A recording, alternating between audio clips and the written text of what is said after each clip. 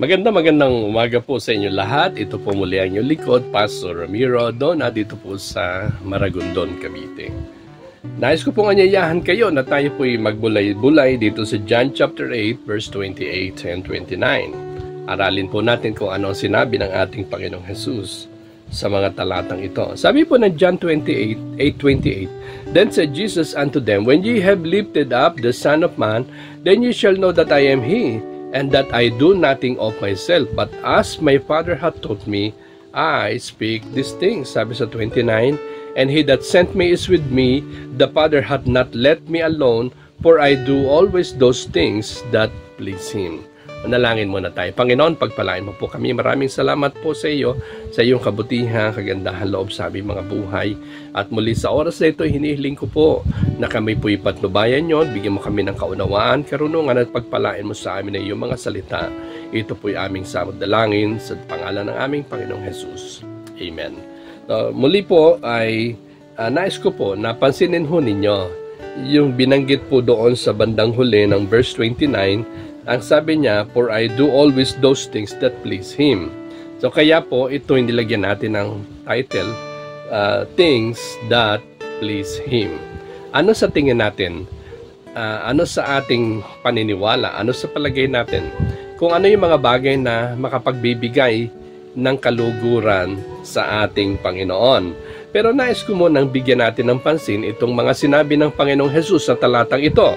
Una, ay kita natin is the communication of the Father. Sa verse 4:28, ang sabi, But as my Father hath taught me, I speak these things. Kung ano yung tinuro ng Ama, sabi niya, kung ito ang aking sinasabi sa inyo.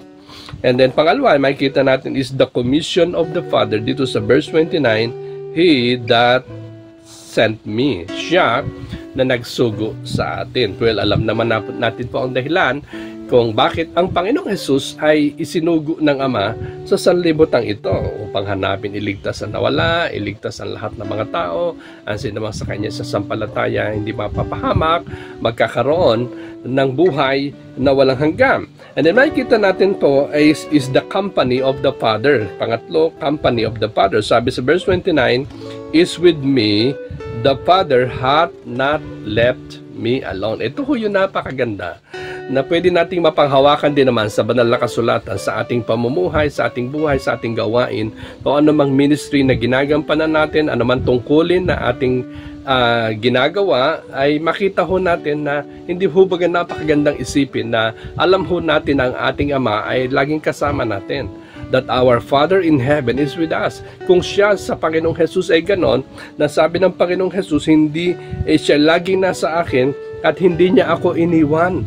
Alam niyo ba na maraming pangako sa Biblia na panghahawakan natin na tayo din naman bilang mga anak ng Diyos ay hindi rin tayo pwedeng iwanan at hindi rin tayo iniiwanan ng ating Ama na nasa langit. Maraming pangako at maraming verses in the Bible na nagsasabi, I will never leave thee nor forsake thee. I will be with thee till the end of the world. Siya laging sa atin, tayo kanyang sasamahan. Nakita ho natin yung company of the Father.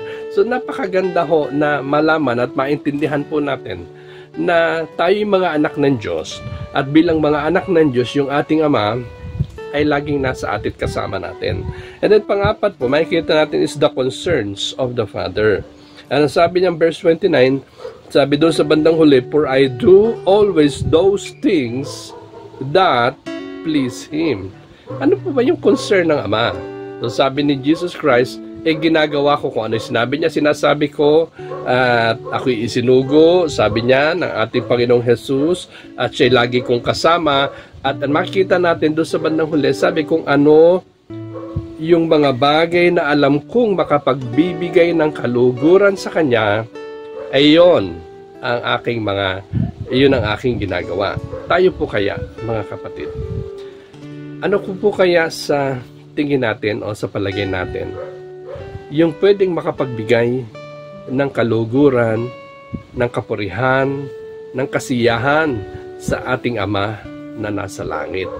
Maraming bagay na pwede nating sabihin that there are things that could please Him. But learning from the Lord Jesus Christ, matuto tayo sa Panginoong Jesus, alam natin kung ano yung siya na mismo ay binigyan niya ng kaluguran at binibigyan niya ng kaluguran ang ating Ama na nasa langit. At ang Ama ay God takes pleasure in His Son. We know that in the Bible.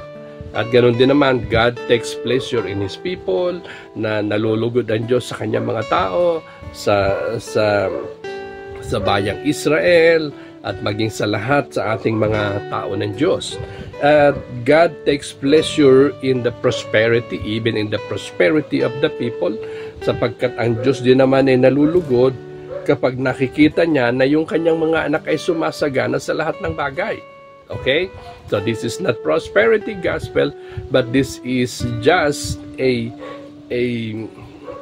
exhortation or encouragement for us na batay po sa sinasabi ng Biblia na yan ho yung kalakasan ay sa Panginoon, yung kagalakan natin sa Panginoon, na ang Panginoon ay dapat makita sa buhay natin, at tayong mga lingkod ng Diyos ay dapat na nakikita natin, nalulugod ng Diyos na tayo sumasagana sa lahat ng bagay, sa paglilingkod, sa pamumuhay, sa pananampalataya, at sa anumang bagay na alam nating makapagbibigay ng kaluguran sa Diyos.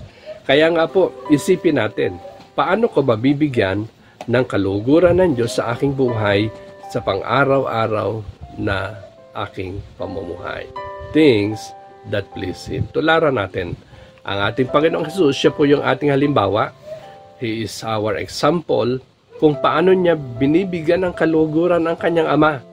Dapat tayo din naman binibigyan natin ng kaluguran ang ating Panginoon, ang ating Ama na nasa langit. Things that please Him. Pagpalang araw po, pagpalain po tayo ng Panginoon at lagi tayong sumagana sa biyaya ng Panginoon. Tayo manalangin, aming Ama, maraming salamat po sa umaga pong ito. Sa iyong mga salita na ipinagkalob sa amin, pagpalain mo kami palagi at maisip po namin palagi at mapamuhay, may sa puso yung mga bagay na alam naming makapagbibigay ng kapurihan at kaluguran sa iyo. Ito po ang aming samot dalangin sa pangalan ng Panginoong Jesus. Amen. Good morning to all of you. God bless you all.